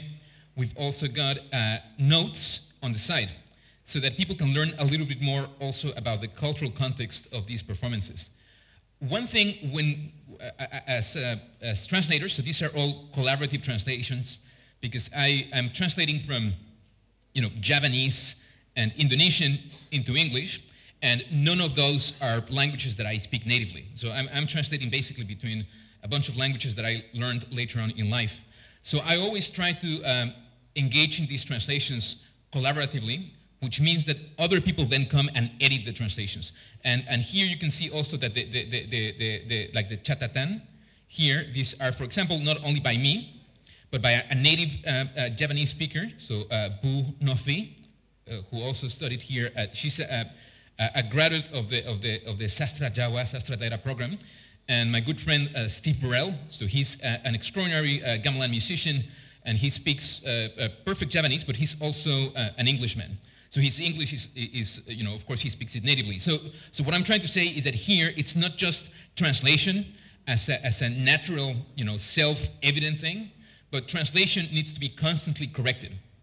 And here, we also, you see all these notes on the side. Some were added by me when you see my initials. When you see SB, that means Mas Steve Burrell. And when you see YNM, that's Bu Josephine Nofi Marketing Room. So the other thing that we did here is that we kept the honorifics in the original language. So for example, sometimes when people speak about Wayang in other languages, sometimes we say, oh, how do we translate Wayang? We translate it as puppetry. But I actually try to avoid doing that because I don't think that they're the same thing. Puppetry is a very large space, whereas Wayang is a very specific tradition that is not only about puppetry, but also about heritage, about culture, about certain very specific conventions. And Likewise, you know, when we translate dalang, I actually always keep the word dalang in the original Japanese language. So even if I'm speaking in English, I would say, you know, de dalang ki nanang.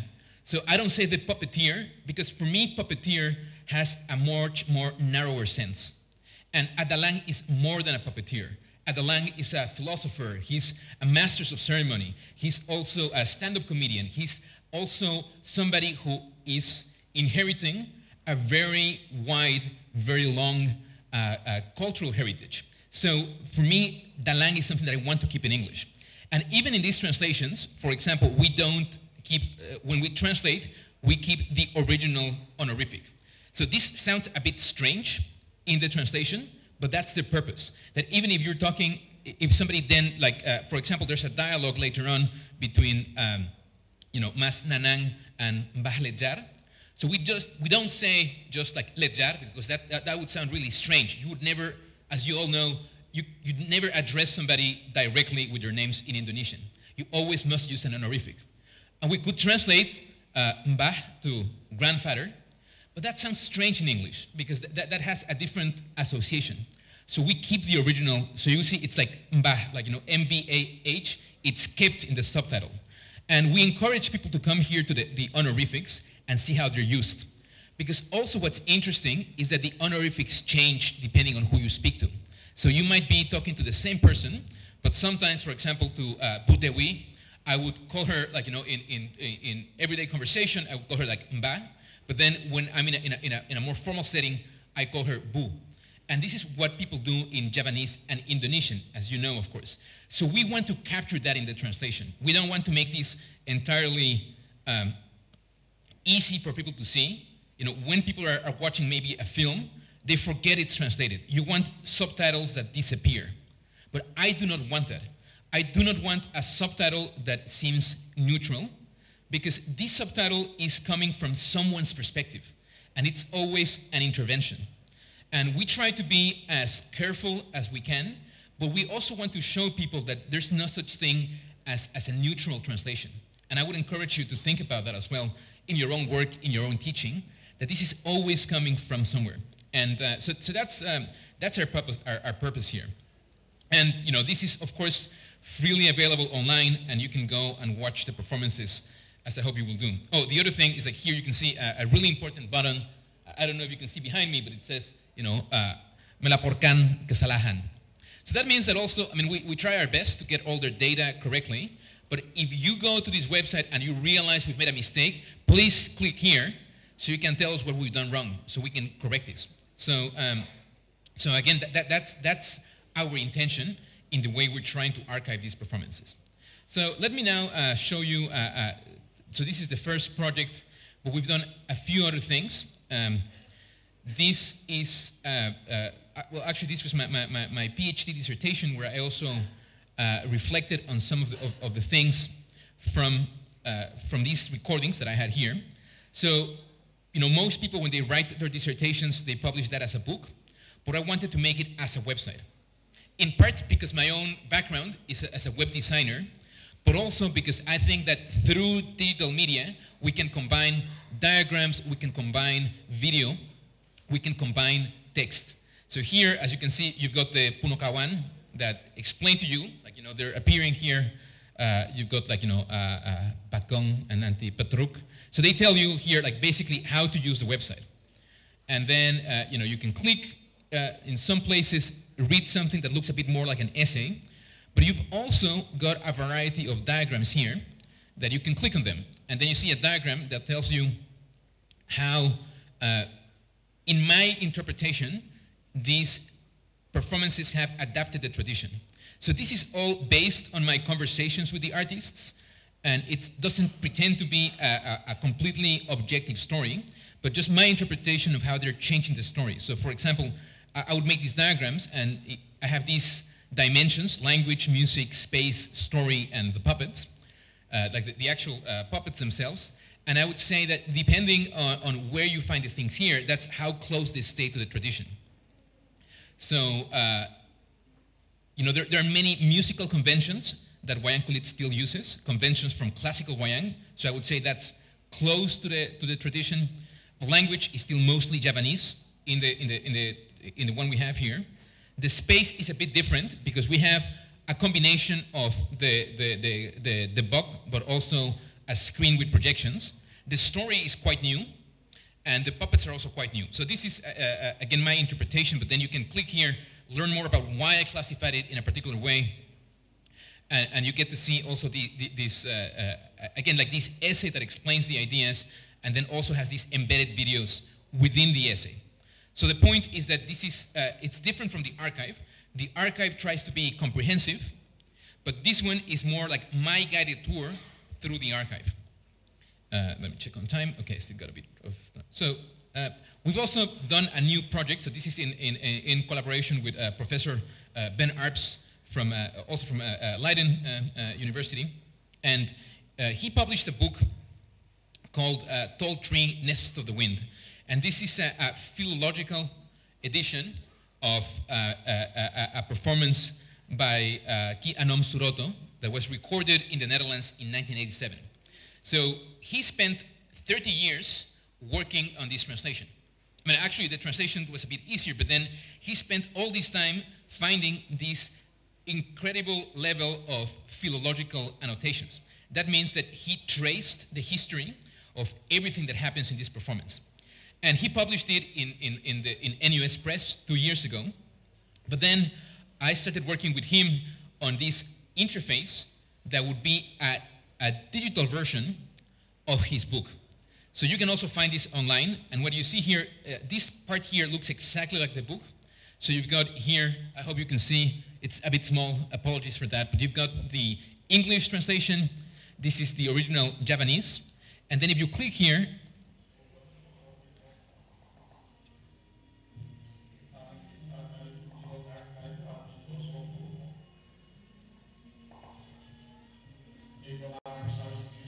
so you can see here, you know, the entire performance. This is, you know, almost 8 hours of the recording. Everything is here online, and you can see here, for example, if you click the annotations, and you know, this is just the first, you know, the su rep do topitono, and look at the level of annotation. So this is like, you know, a whole page for only that, and he did that for every single aspect that he thought needed to be commented. So you can, this is available online. You can just play here, but you can also.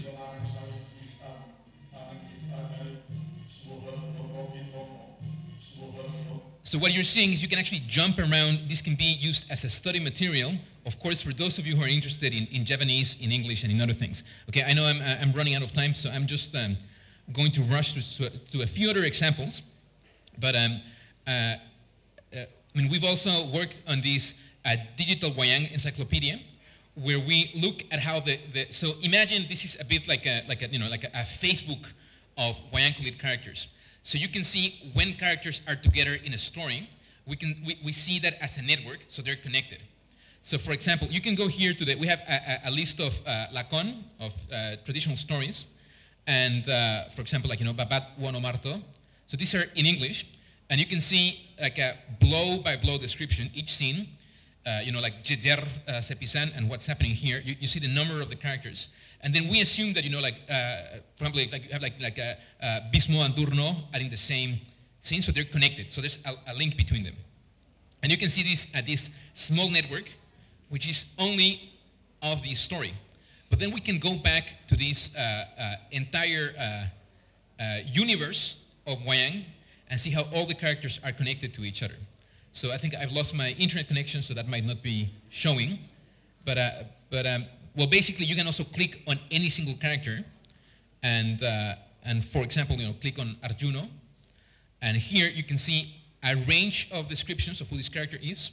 There are many Wayang Kulit encyclopedias. This is based on that, but you can also see, like, you know, what are the most common stories where he's found, what are the family relationships. So this is like a bit like the silsila, or like, you know, sejarah of the character, and you see also like the sources where we got this from. And you can click anywhere. So for example, here, you know, there's a mention to Betoro Indro. You can click there and go there as well. So everything is interlinked. And I mean, hopefully this shows again. Or you can also, you know, search throughout the encyclopedia. So everything is hyperlinked. And then finally, the last project we're working on, oh, time's up, okay. Well, just one last thing, we're doing also this map of Wayang Kulit performances. So these are all the performances that people speak about in social media. So every year there are 5,000 performances on average, and you can see the regions where, where in Java you have more performances. And we also have a map that shows you where, you can look throughout the months and just look at how each month things change. So of course, whenever it's like Ramadan, there will be less performances. Whenever there's Hari Wayang Dunia, plenty of performances also for Bulan Suro, there's plenty of Resik Dusun and these kinds of events. So things change over the years and they move throughout Java. So anyways, that's what I wanted to share. Sorry I'm a little bit over time, but thank you very much. Matur nuwun.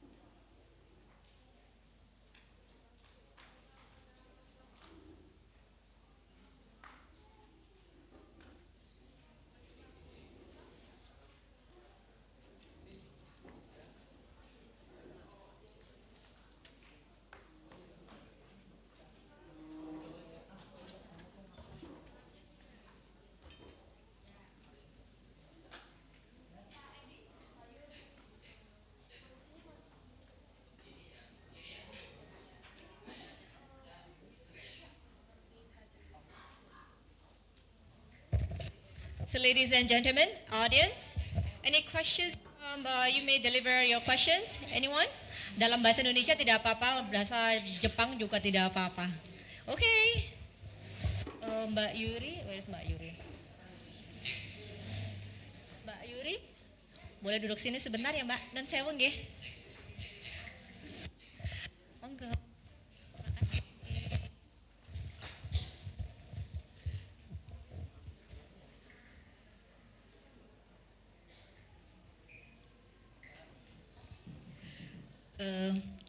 Actually, I don't have a question, but I would like to add some information on the story of Ibu Hedi Kinsler.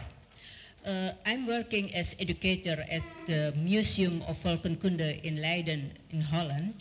And in Holland we have several programs for children, for schools.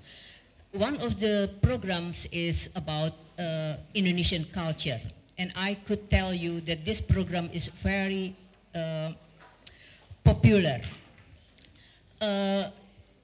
During this program, we don't only tell the student the information about Indonesia, but we also try to make this program 1.5 hour program as interesting as possible by letting the student doing something and also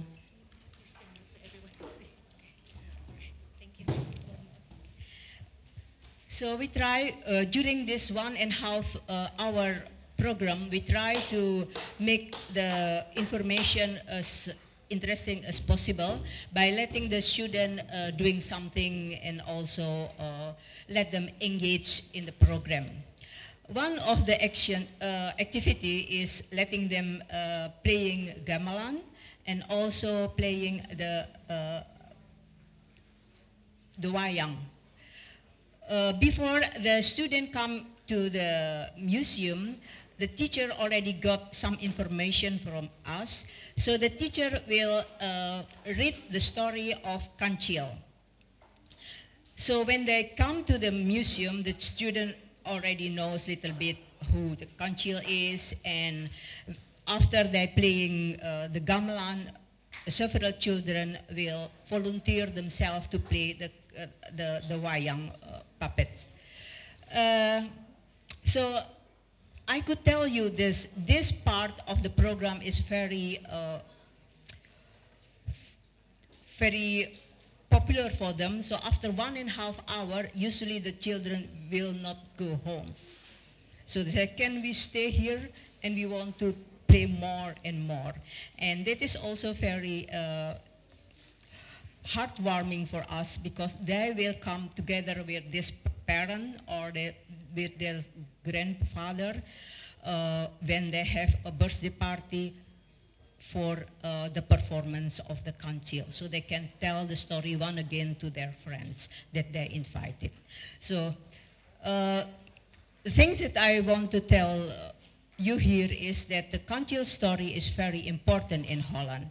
So if we ask the children, because I also give a lecture in the Tropen Museum in Amsterdam, and when we ask the children what is the smartest deer of the whole world, and about 60% of the children, they will answer Kancil. So even the Dutch children know who Kancil is. Thank you. Thank you very much. May I invite other questions? Oh, yeah. Turun. Sebutkan. Nama, dari mana? Can I ask to Yuri-san? 私は、日本語画家のデスティンと申しますが、ワヤンのパフォーマンスの中には歌がジャワ語で歌いますね。日本で行われたワヤンはどうですか？歌がジャワ語で歌いますか？それとも日本語で歌いますか？ありがとうございます。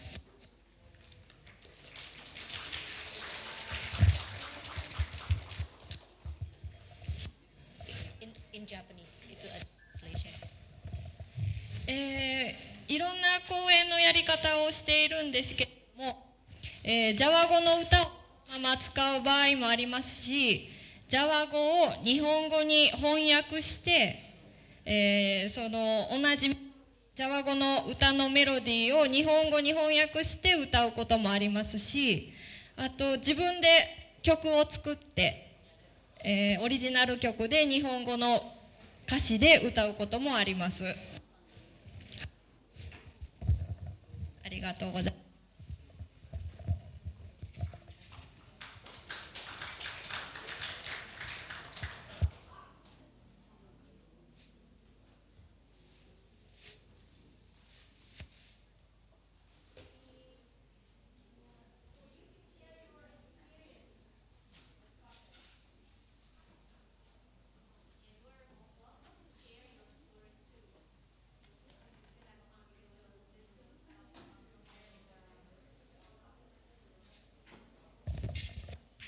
Ladies and gentlemen, dari sekolah,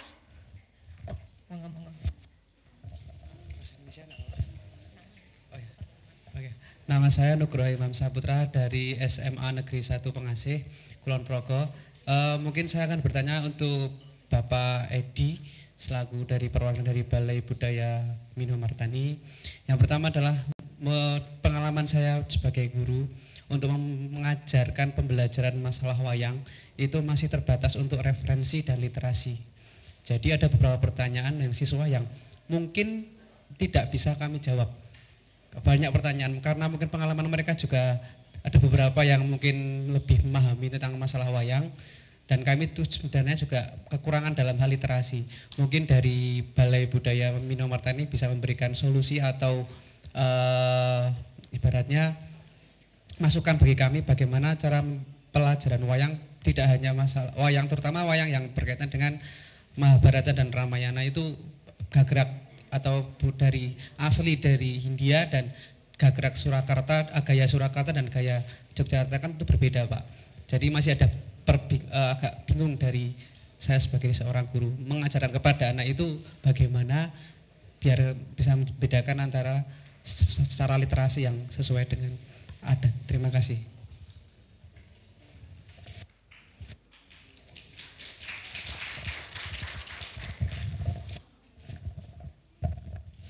Terima kasih kepada Mas siapa tadi?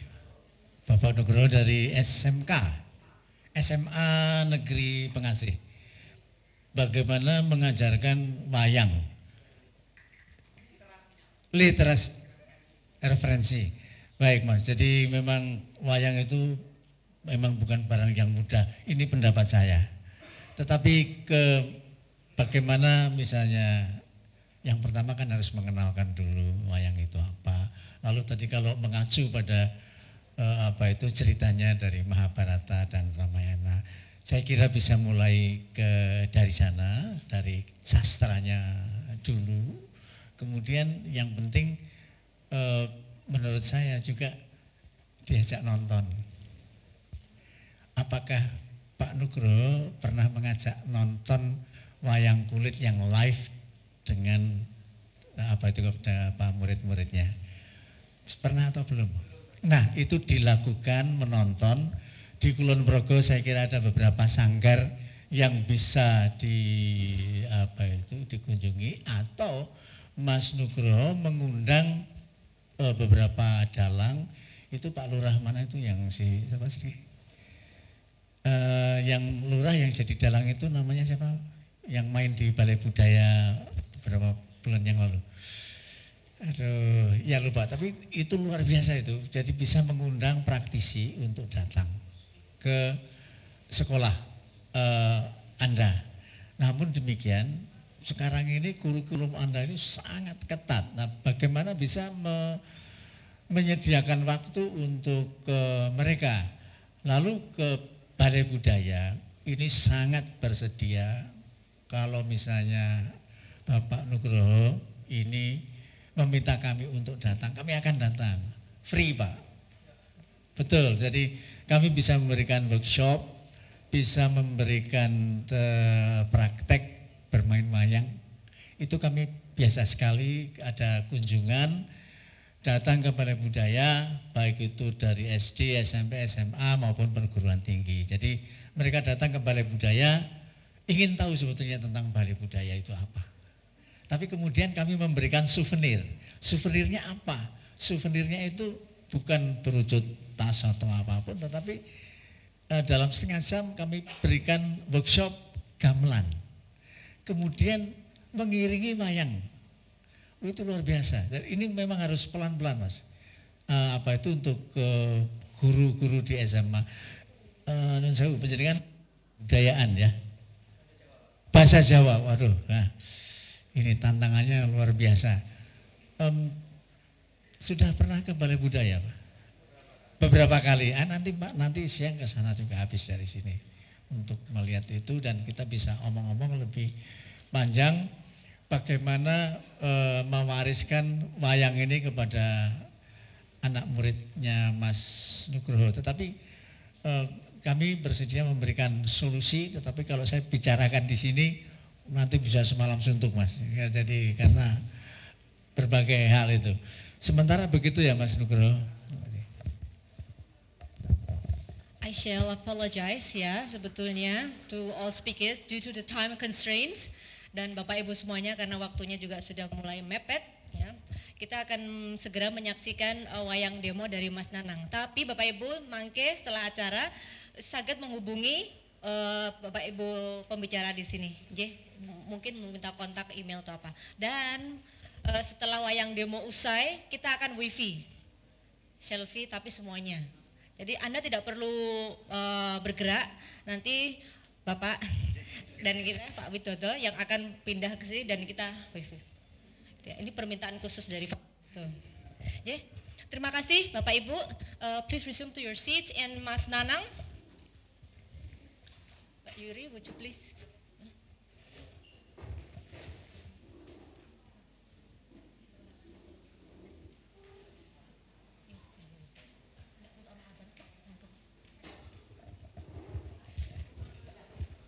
Ladies and gentlemen, Ki Ananta Wicaksana, please enjoy Wayang Kanjeng.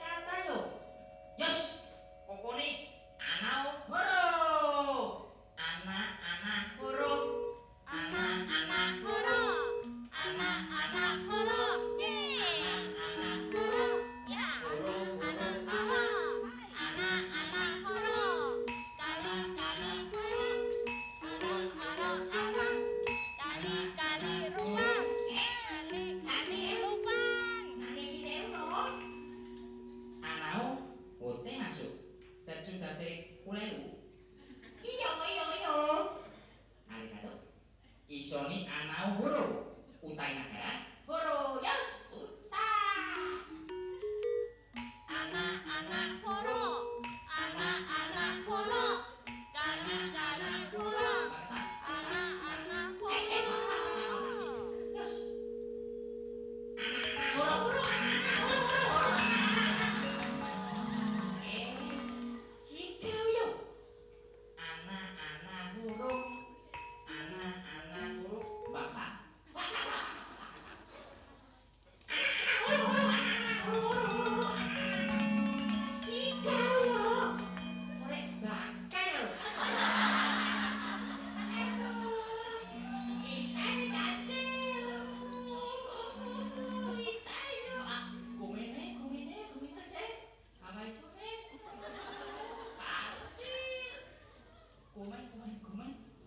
So, coba tanya, kaget, nani.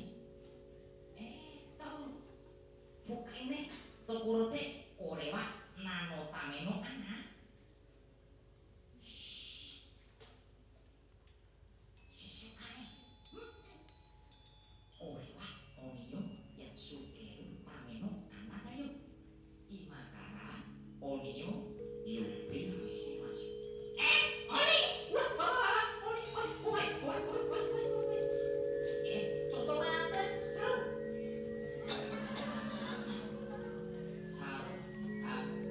Saru itu monyet. Sini satu itu. Contoh mata monyet, contoh mata. 鬼が来ると聞いて、猿は驚いて逃げていってしまいました。どうやら本当に鬼がやってきたようです。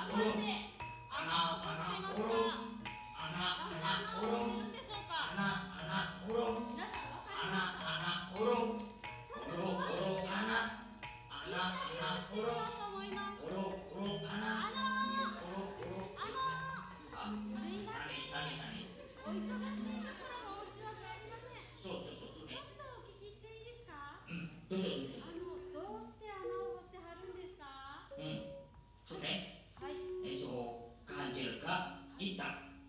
もうすぐこの世界は終わる。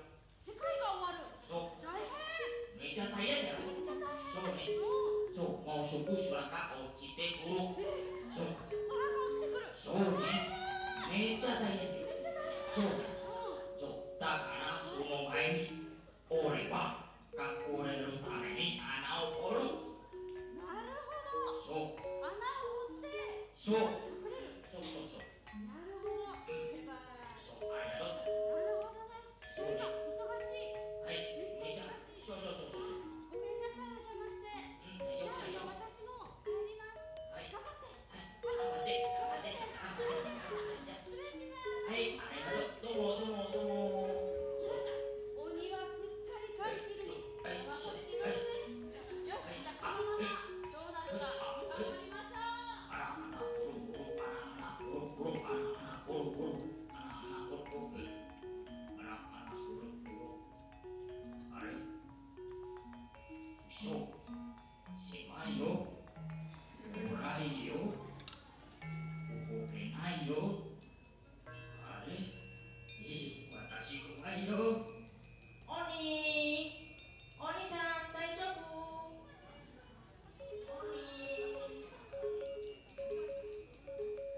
鬼大丈夫？おい！あんた！出れないよ！私怖いよ！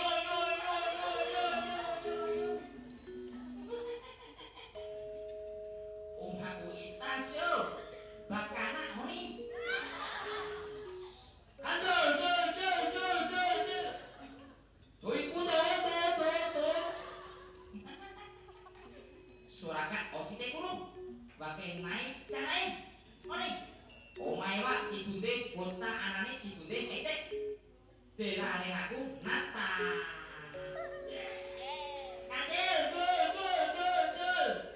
騙したな。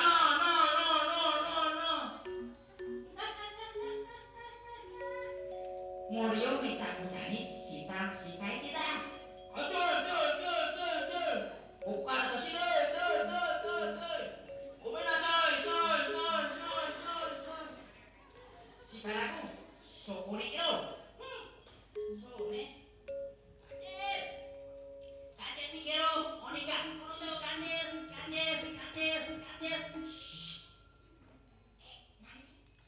もう大丈夫だよ。鬼は穴から出られない。おいたわ。本当だね。そう、見て。うわ、そう感じるすごいな。そうね。ありがとう。そう、これで森も平和になったよ。よかった。そうね。じゃあ、カエルちゃん、私たちあっちへ行きましょう。オッケー。バイバイ鬼。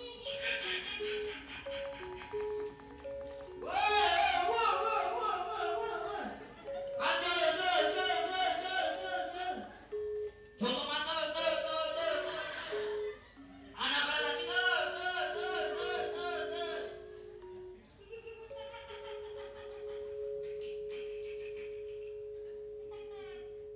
そうね。かわいそうよ。でも鬼もかわいそうね。皆さん、鬼を助けてもいいですか？ダメ。絶対悪いことする。ダメ。あかん。絶対あかん。あれが悪いことしよう。かわいそうね。そうな。でも鬼も謝ったし、もうやらないと約束したからね。森に住むものみんな